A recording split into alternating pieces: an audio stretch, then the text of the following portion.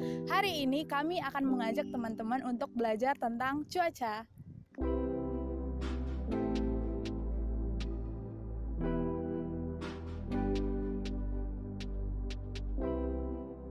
Kira-kira apa yang ada di pikiran teman-teman kalau mendengar kata cuaca?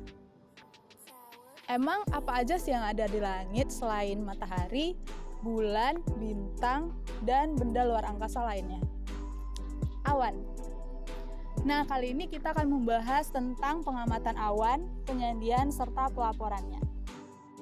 Sekarang saya sudah berada di depan Stasiun Meteorologi Kelas 1 Sultan Syarif Qasim II, Pekanbaru, Riau. Sebelum kita masuk ke dalam, kita dengarkan dulu penjelasan teman saya berikut ini.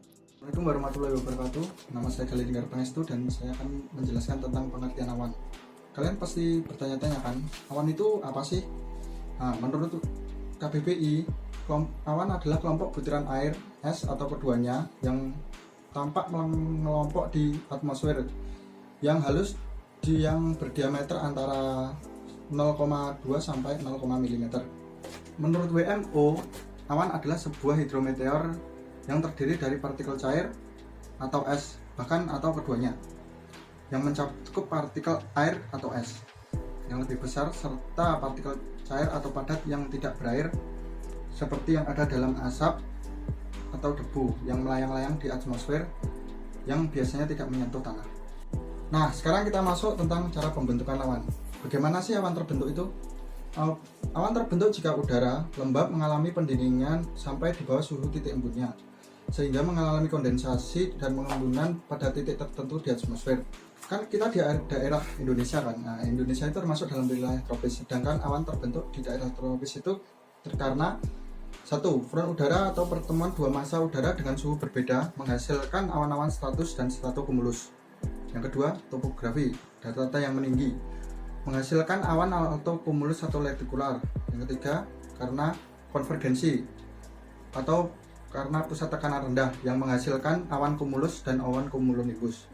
Yang keempat adalah karena konveksi, karena pemanasan matahari yang menguapkan air dari daratan atau uap air yang berasal dari uap air tersebut dapat berasal dari lautan, danau, dan sungai, bahkan dari tubuh kita, contohnya keringat atau sedang mencuci pakaian, yang menghasilkan awan cumulus dan cumulonimbus.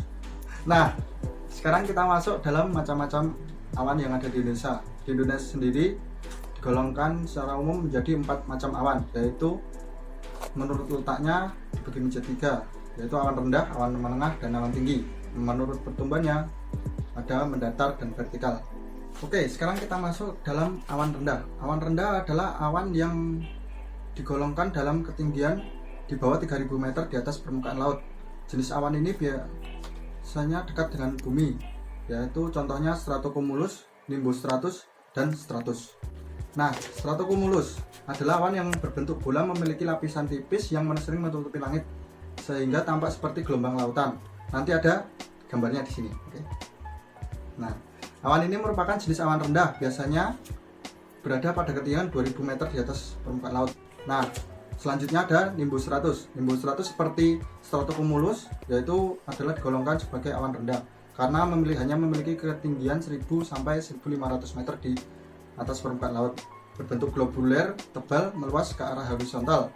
Di Indonesia sendiri hanya menimbulkan gerimis, tidak akan menimbulkan hujan deras, apalagi badai.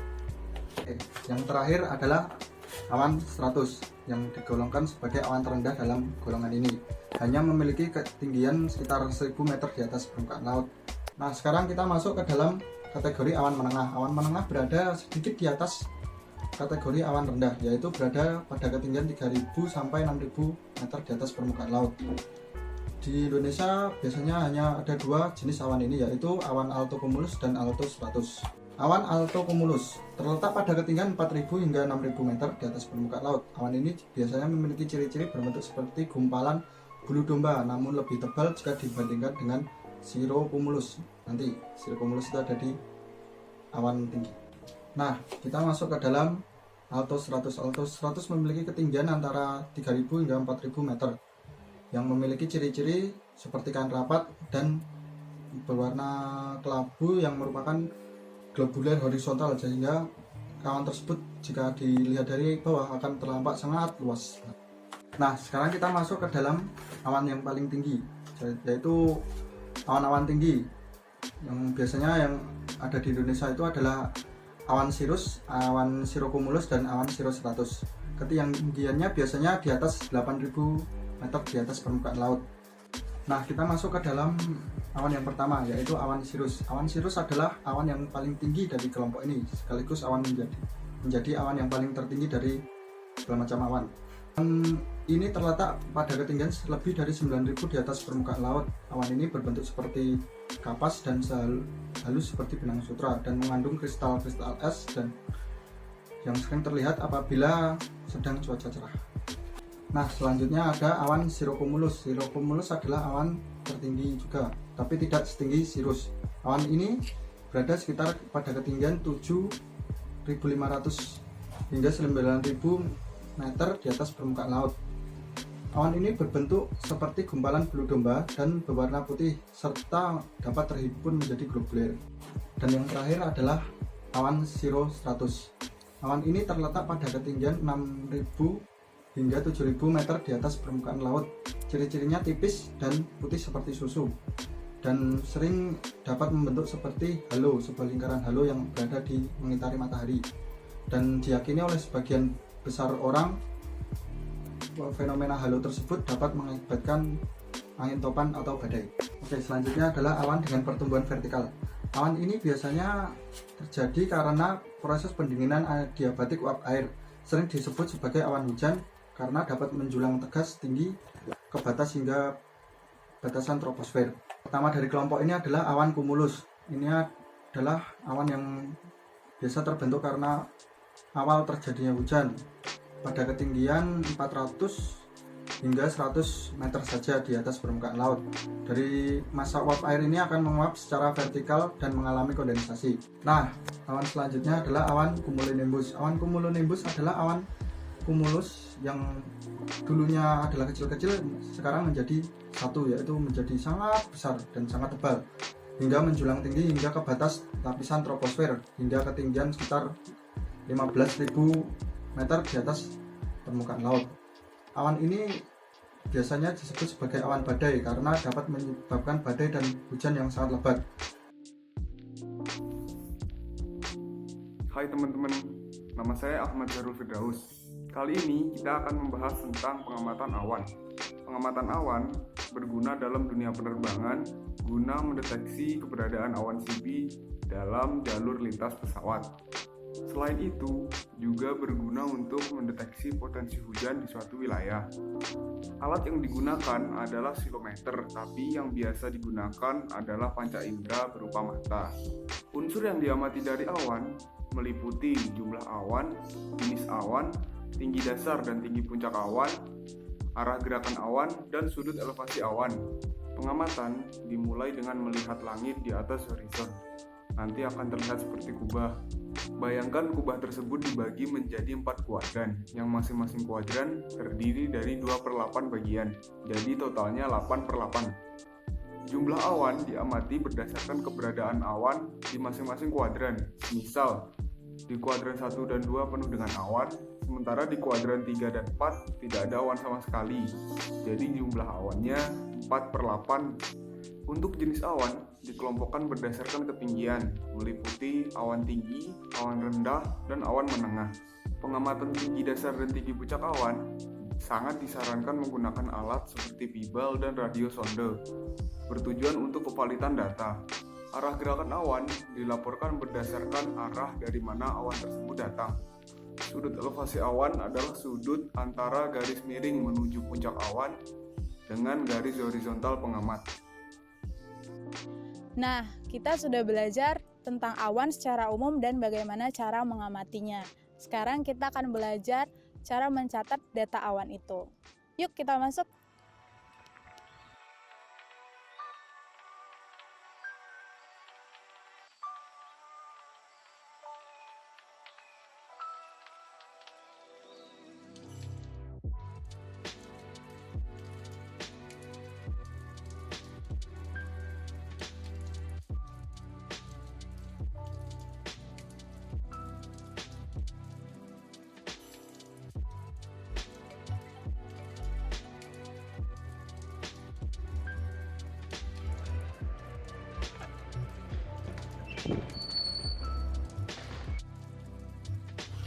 Nah, data pengamatan akan kita catat di buku yang namanya buku ME45.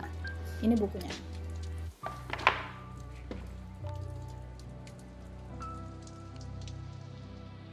Oh ya teman-teman, sebelumnya kita harus tahu dulu ya apa aja fitur-fitur yang ada di buku ME48. Nah, sekarang saya akan sebutin secara umum. Nah, ini dia buku ME48-nya.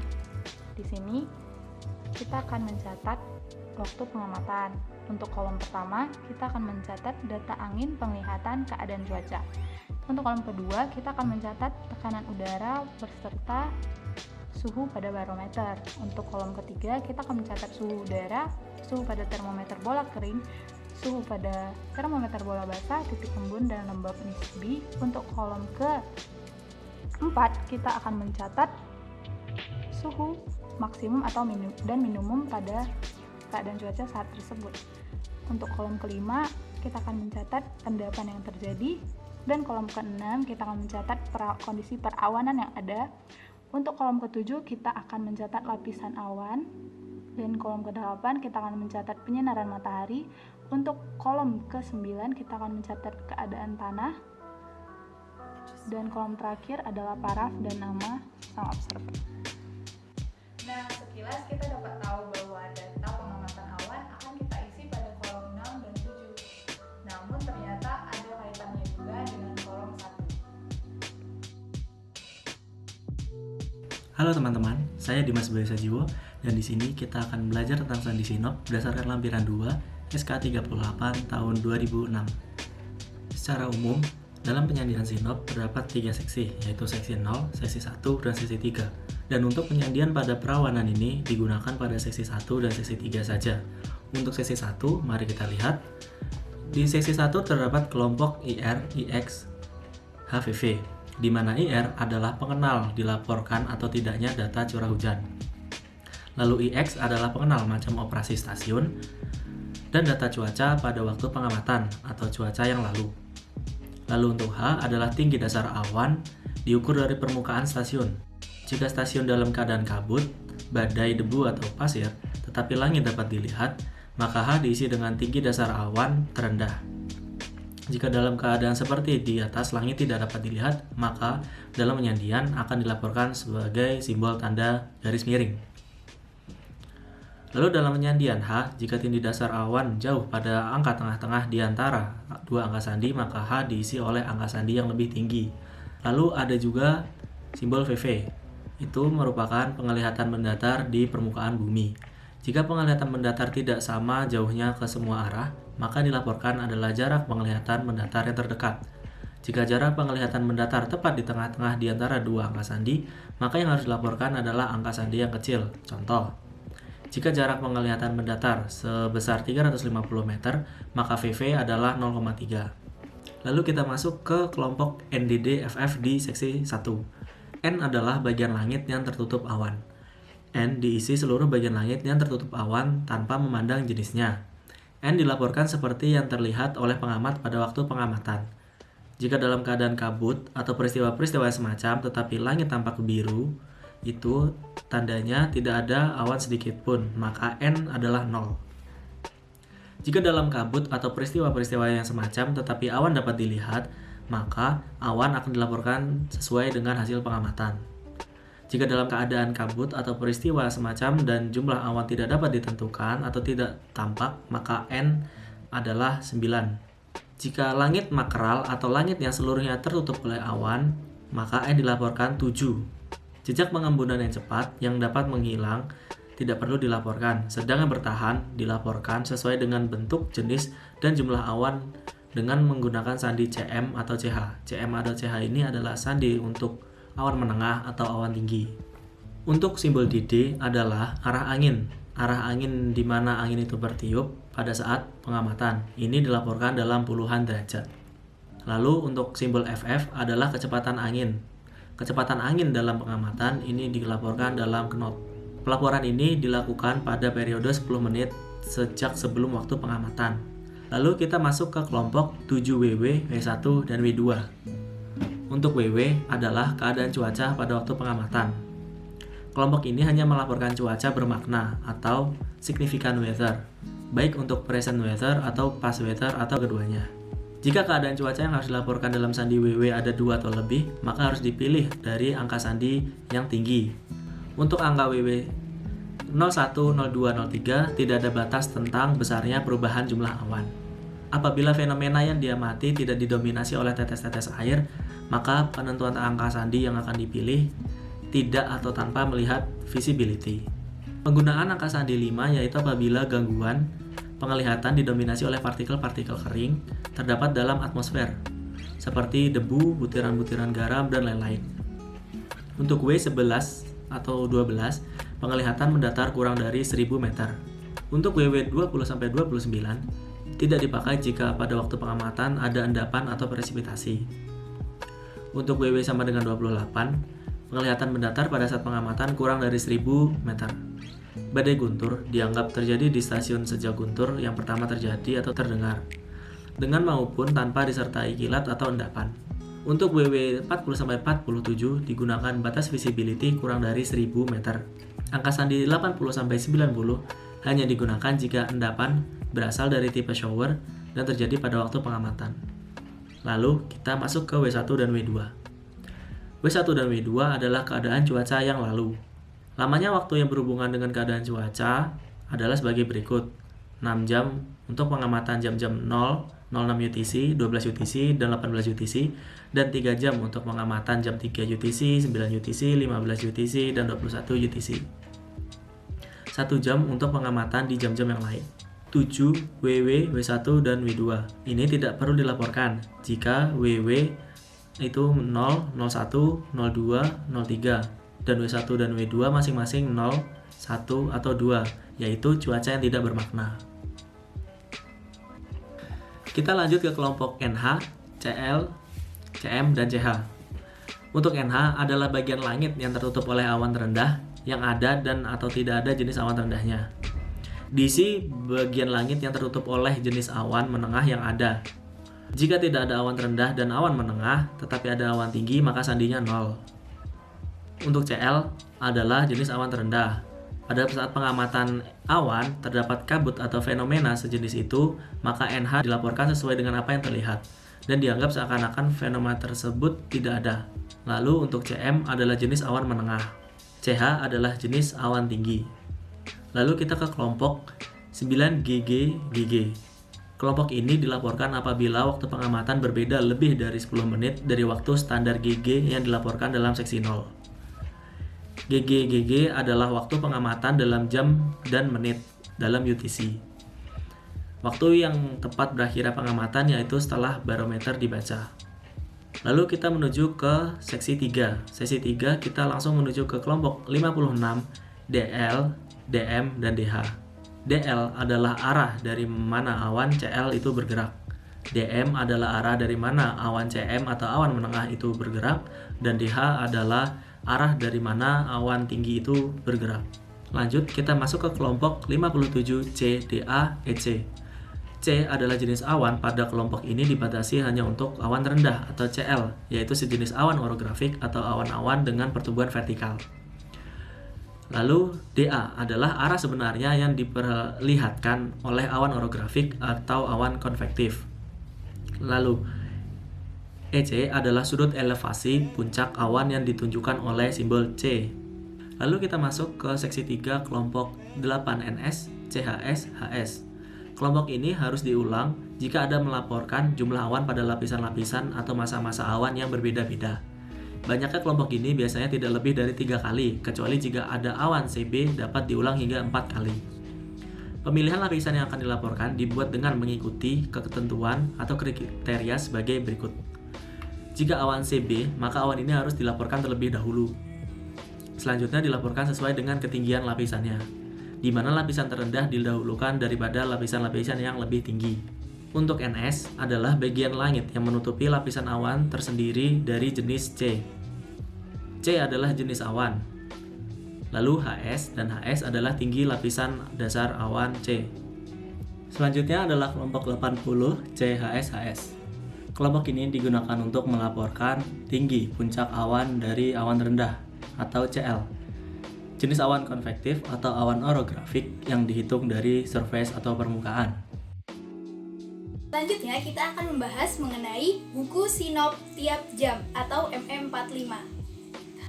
Pengisian buku MM45 mengacu pada pengisian dalam buku Sinop 48. Pengisian ini wajib dilaksanakan setiap jam pengamatan, yaitu setelah pengamatan dan pengisian dalam buku MM48. Pada setiap awal bulan, buku ini akan dikirimkan ke alamat berwenang. Dalam buku MM45 terdapat 94 tabel yang terdiri atas kolom 1 sampai kolom 94, seperti yang di samping sini. Kemudian untuk khusus perawanan itu terdapat pada kolom 17, kolom 35 sampai 54. Berdasarkan peraturan Kepala Badan Meteorologi dan Geofisika nomor 38 tahun 2006, tata cara tetap pengamatan, penyandian, pelaporan, dan pengarsipan data meteorologi permukaan, pengisian buku MM45 bagian perawanan sebagai berikut.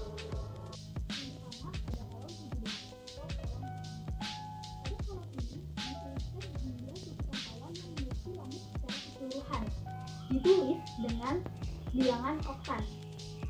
Selanjutnya pada kolom 36 atau kolom CL, cloud low, itu diisi oleh jenis awan rendah, yang mana kita bisa lihat pada tabel 0500 untuk tiap jenis awan memiliki sandi yang berbeda. Selanjutnya pada kolom 37 diisi dengan ketinggian awan rendah. Nah, ketinggian ini disandi berdasarkan dari tabel 1677. Untuk kolom 38 dan 39 atau 38 itu adalah cloud medium atau CM dan 39 ada cloud low atau CL, diisi dengan jenis awan yang masih berdasarkan pada tabel 0500. Selanjutnya hingga kolom 47 diisi dengan lapisan-lapisan awan yang terdiri atas dua lapisan. Pertama, jika terdapat satu lapisan awan, maka kolom lainnya tidak diisi. Tetapi ketika terdapat 3 lapisan awan, maka dicatat pada kolom selanjutnya. C ini menandakan jenis-jenis awan, sedangkan HS itu adalah tinggi-tinggi dari awan tersebut.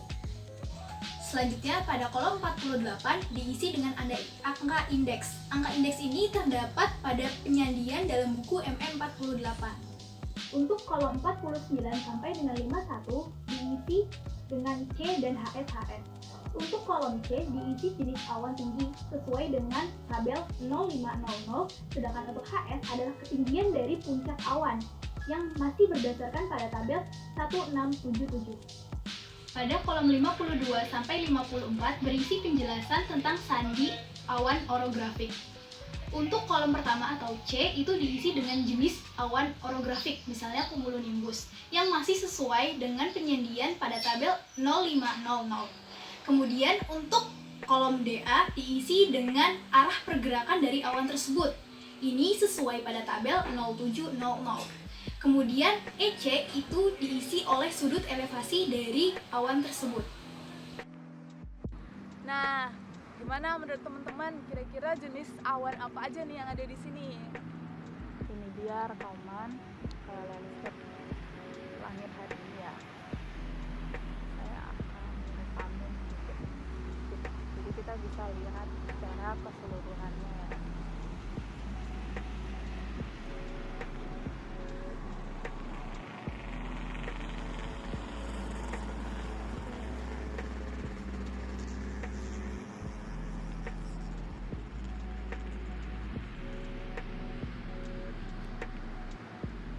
Nah teman-teman, tapi sebelum kita mengamati jenis awan, kita amati dulu jumlah awannya dulu kan. Tadi seperti penjelasan teman saya.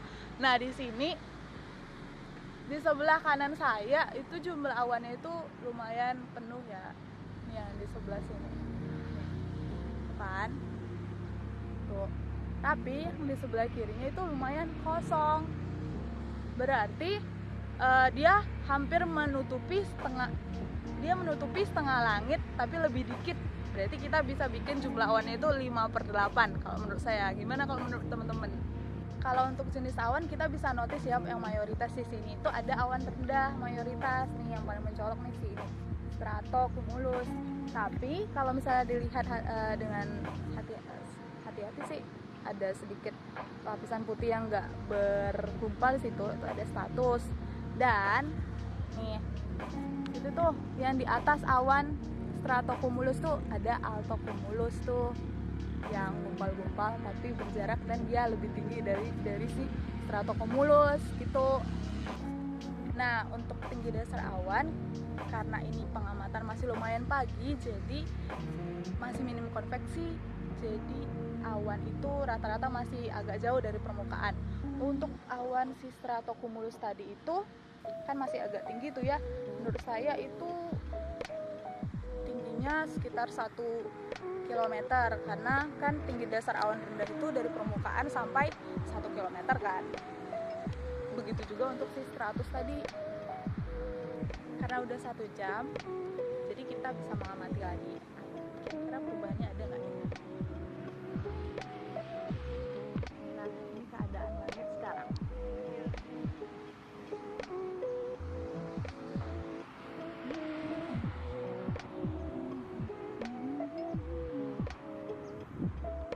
Untuk tinggi dasar awan yang paling kentara itu kan si cumulus tuh, jadi kan itu lumayan rendah kan tuh. Nah, menurut saya itu tinggi dasar awannya itu 500 meter. Dan untuk awan menengahnya ini si altocumulus itu tingginya menurut saya 3000 meter. Dan si cirrocumulus nampak nggak? Ada di situ. Cirrocumulus itu tingginya 6000 meter menurut saya. Nah, kalau sudut elevasi dan puncak awan, jadi kita cari awan yang paling tebal, paling tinggi puncaknya di sini. Kalau di sini sih yang saya lihat itu yang paling tinggi puncaknya tuh itu. Tinggi dasarnya itu kan kira-kira tadi 500 meter karena dia rendah. Dan puncaknya itu menurut saya paling 800 meter. Dan sudut elevasinya itu kan, sudut elevasi itu sudut antara dasar dan puncak awan, karena awannya tidak terlalu tebal. Menurut saya itu sudut elevasinya sekitar 1 derajat. Menurut teman-teman gimana? Nah, itu dia pengamatan awan untuk pagi hari ini. Selanjutnya setelah kita mengamati, kita mencatatnya